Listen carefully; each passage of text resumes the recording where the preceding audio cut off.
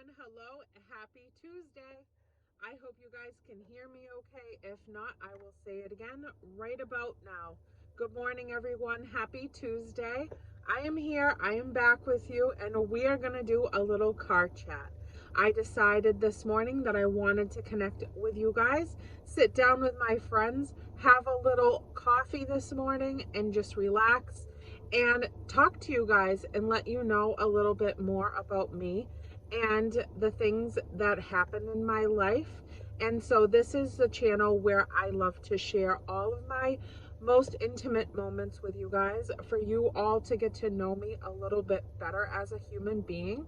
Over on Crazy Days of Callan, I do Dollar Tree hauls on Saturdays, Mondays, and Wednesdays, and I like to share friend mails with you guys over there when I receive them so that you can see what other products are out there in the world in case you want to go and try to scout them out too.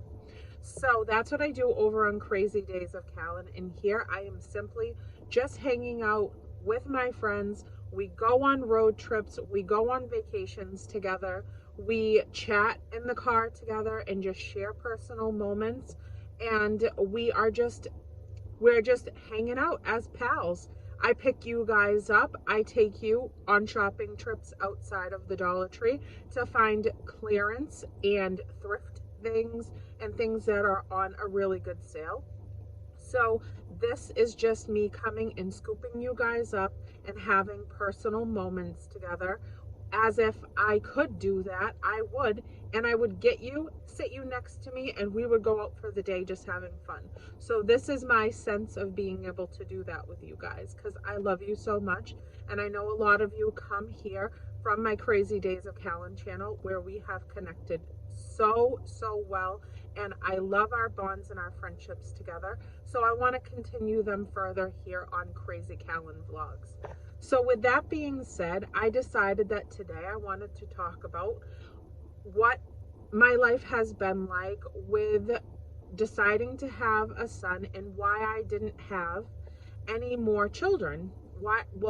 Basically why I decided to have a child. I knew in my heart that I was going to have a boy, but I had a really tough time getting pregnant. And I sometimes get questions like, do you have more kids or anything like that, when I'm asked questions in emails and on Instagram messages and stuff. So I thought I would just explain why I chose to have one child. And I knew I was having my boy, so I wanted to explain the whole story to you. So when I was about 10 years old, I used to start dreaming about having a little boy. I remember the sense inside of me of just having these dreams that I was going to have a little boy someday if I ever had a child. And I always had that in my heart.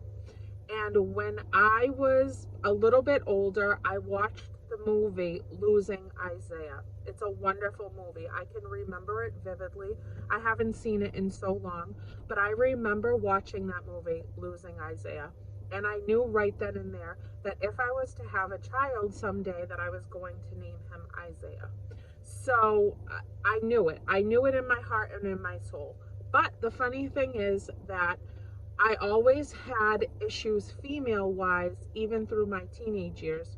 So I never really wanted to feel or experience pregnancy because I was afraid of it. I was afraid of it. I wasn't sure how my body would handle it. I always had female complications, irregular months, very frequently right off the bat. And so I always had like a lot of pain and things like that with my female stuff. And so I always knew that birth and pregnancy and all that stuff could be really tough. And I didn't ever think that I wanted to put my body through that, but I absolutely loved children. And I was always with kids. My first job ever when I was 14 years old was an after school job, and I worked at the YWCA in an after school program in the inner city of where I live. And that program had, I think, roughly about 70 kids, but all of those kids came from foster homes, from shelters, and so they were all kids that had they were coming from a difficult situation. So I was essentially a camp counselor in the afternoons in a day program setting. And then we did summer camp at a lake. And I was there for a few years, and I bonded with these kids so quickly. I just loved kids. They used to call me Mother Hen. And even though I was young, I was a mother figure to all of these beautiful babies. And they ranged in age from kindergarten all the way up to 13 years old. And I just loved them. I loved them so much. And I knew what hardships that they had in their lives. So I really took a lot of them like under my wings, and I treated them as my own when I got to spend time with them. And a lot of them had, difficulty with, a few of them had, mental health issues. And one child was schizophrenic, and he was my favorite. I loved him so much, and some of the kids were not very nice to him. So I always wanted him right with me, and we used to have the best talks, and we used to have so much fun playing together, and I just bonded with him so close. So I always loved children. I always was a nurturing person, and I always wanted to make a difference in people's lives that had troubled past. That's why I always did like a healthcare field where I worked with people with developmental disabilities, physical disabilities, elderly people. I was companion to a lot of elderly people that had no family left and were very isolated. I did a lot of personal care for them, household care for them, and just companionship care for them. So all of these people I've taken care of since my early years that always had these difficult, lifestyles. So I was always a nurturing person. I knew I would be a good mom if I had decided to have a child, but I had no intention of having a baby because I was afraid of the process of pregnancy and giving birth. But when I met my husband, I was very young. I was 18. We started, and my ex-husband and I, we hit the ground running, and I was married, had a house, had cars, had all these things, and we were just still young. And so then we made the decision to try to have a baby. It was very difficult for me to get pregnant, and it took me a long time to get pregnant, and I still hadn't completely understood. It was about a year and a half before I actually got pregnant from when we really started to try. I was still petrified if I was going to be okay through the pregnancy because of the feelings I always had of the fear of it when I was younger. I always feared passing away in a pregnant, giving birth sense. And that was a fear that I had since I was a really young kid. So I never thought I was going to do it. But here I was making this adult decision, still not understanding my female chemistry and why it was always so difficult for me female-wise. Never really discussed it with my doctor as of yet. So as it was more and more difficult for me to get pregnant, I started bringing these conversations up in the doctor's offices and things like that. My doctor at the time, he really didn't think anything concerning of anything that I told him. All the things that I had experienced prior, in my early teenage years with my irregular monthly moments and things like that. And so anyhow, he never looked into anything. Finally, I got pregnant, and I was so happy and excited, but I was petrified still in a lot of senses. So I got pregnant, and it was the most amazing phone call that I've ever received in my whole life. I instantly loved my baby boy. Still at that point, obviously not knowing 100% that it was a boy, but I knew in my heart it was going to be. I absolutely knew it. Everybody thought I was going to have a girl. Everybody. They told me I was carrying this way. It looked like a girl. It was going to be a girl. And I just said the whole time, no, it's not. It's going to be a boy. So I finally had my ultrasound that I wanted to know what the sex of the baby was, and it was my baby boy. So my Isaiah was definitely on his way. But leading up to that, from before the phone call even was placed to let me know I was pregnant, I was so sick. I was so sick. And I could not hold down food. I was sick from morning till night. It was not morning sickness for me. It was around the clock sickness. It woke me up in the middle of the night. I couldn't keep food down. I couldn't drink water some days. I was just very, very unwell, and there was an issue. So I did not have a good pregnancy at all. I was pretty much hospitalized for most of my pregnancy with Isaiah. And that went all the way up until I was roughly about 7.5, 8 months pregnant. I was in the hospital all of the time. I actually lost 30 pounds with my pregnancy. And at the end of the pregnancy, when I was about to give birth, I was only 1 pound heavier than I was before I got pregnant. So I lost weight and couldn't keep nutrients inside of my body. So I was hospitalized all of the time so that they could feed me intravenously and make sure that my body was getting what it needed. I always had IVs going. I always had all these things happening, and I was in the hospital a lot. So I spent most of my pregnancy in the hospital. I had my coloring books, my crayons, my stuffed animals all around me. And that's how my pregnancy went. So I started to feel a little bit better toward like the 7.5, 8 month mark, but still I was always in discomfort, a lot of pain, a lot of, just the swelling was incredible for me, especially in my legs, my ankles, my back was just destroyed.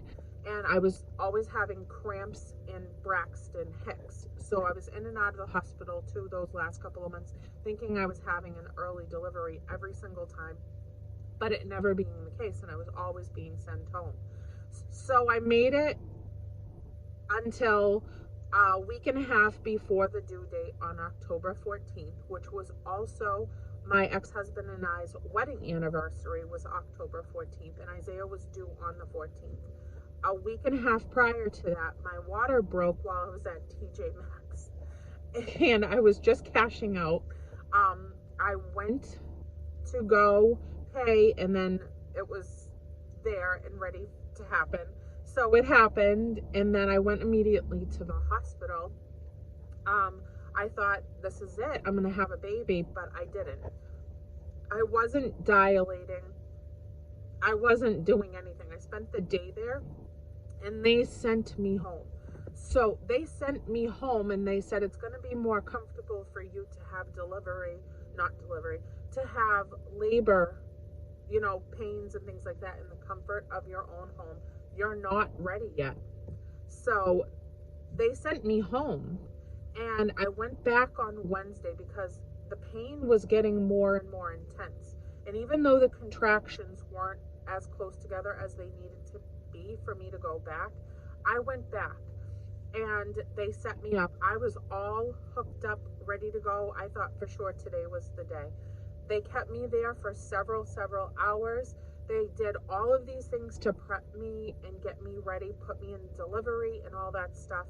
And I wasn't dilating. In all of those couple of days, I had only dilated 2 centimeters. So now looking back on it, I don't really understand why they didn't just do a C-section.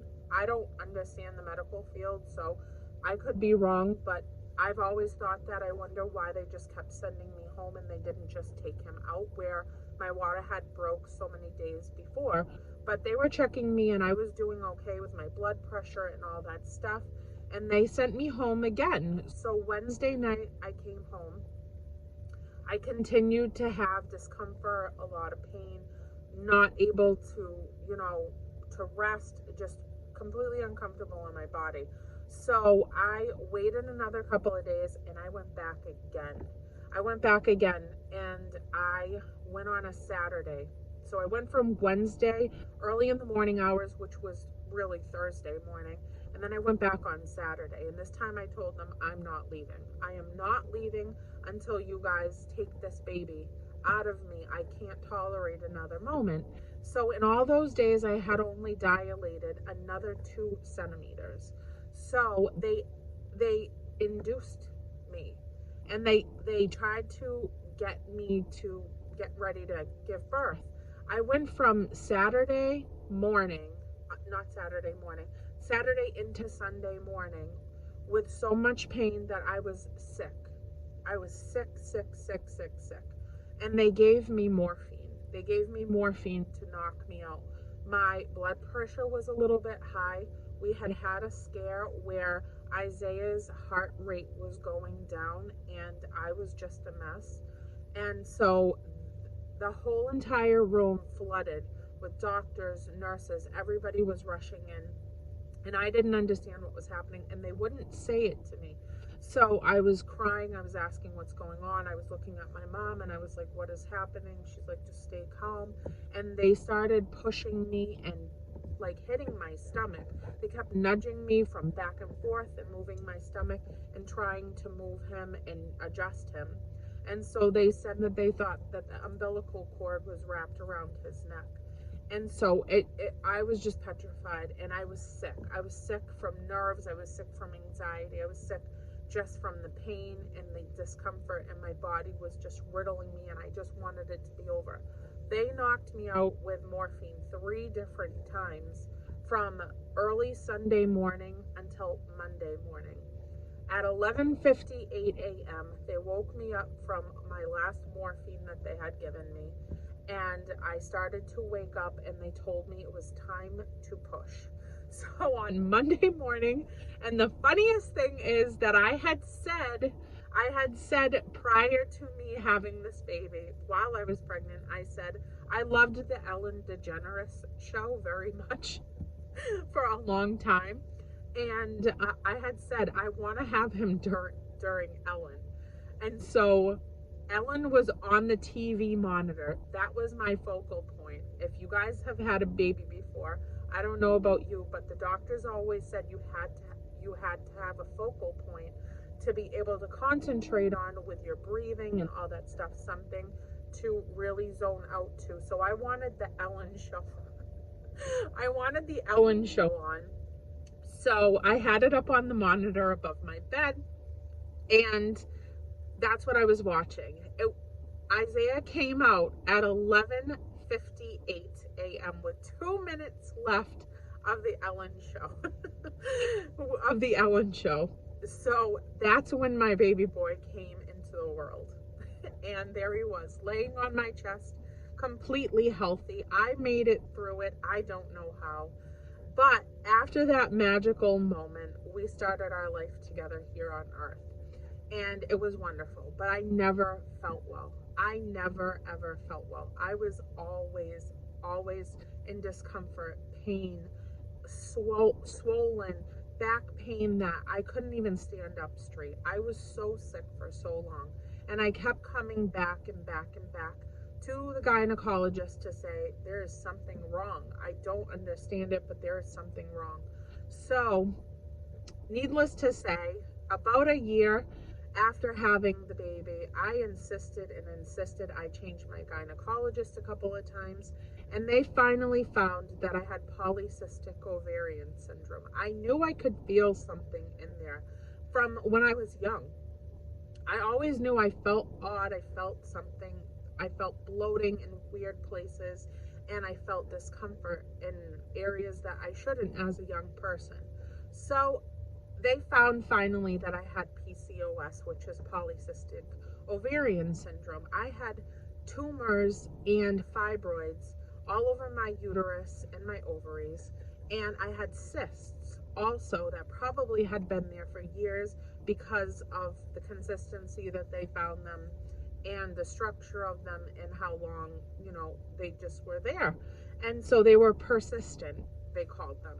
They weren't going anywhere. And so now I finally had a rhyme and a reason of why all these things had happened and why my pregnancy was so uncomfortable. I was so sick all the time.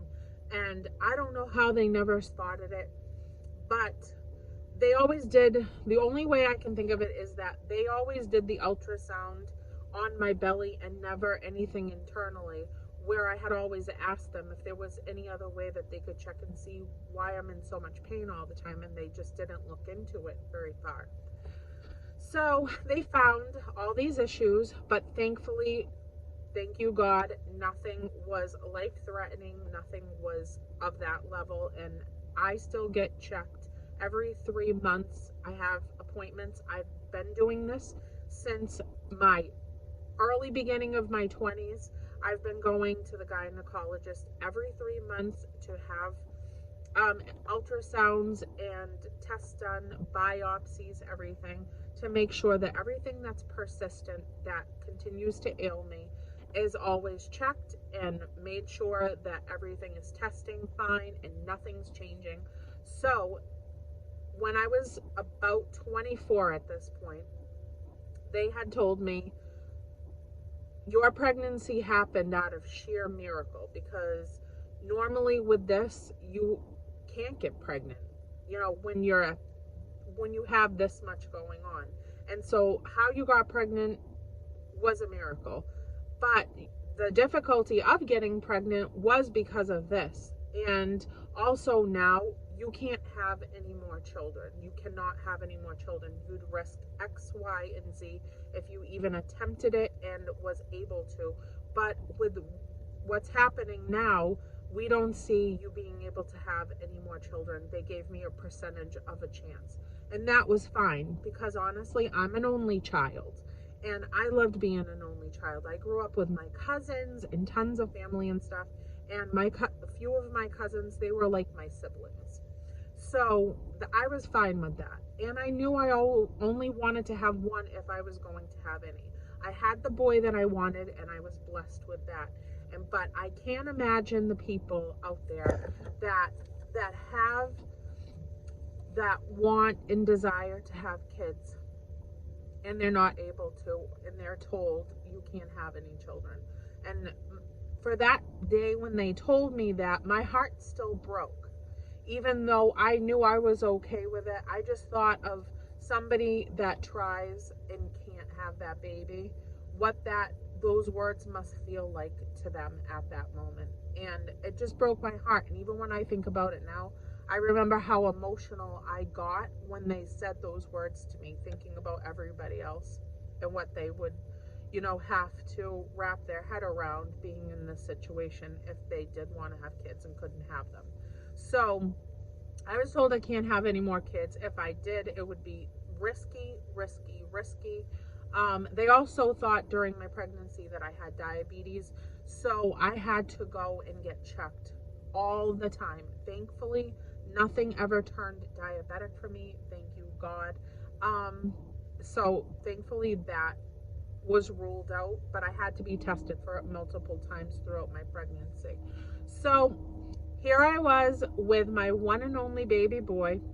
I wanted to pour every single ounce of energy, love, everything I could as a parent into this one miniature tiny human being that I knew I wanted to raise to be a wonderful man, a good-hearted human being that was kind and polite and was driven and motivated and had strong morals that I wanted to instill in him. And I am so proud of my son. He is 18 years old. He is extremely successful at 18 years old. He has been always such a good boy. Always. He is the best son, but he was the best boy growing up. He always was very good-natured, huge heart, very empathetic to people.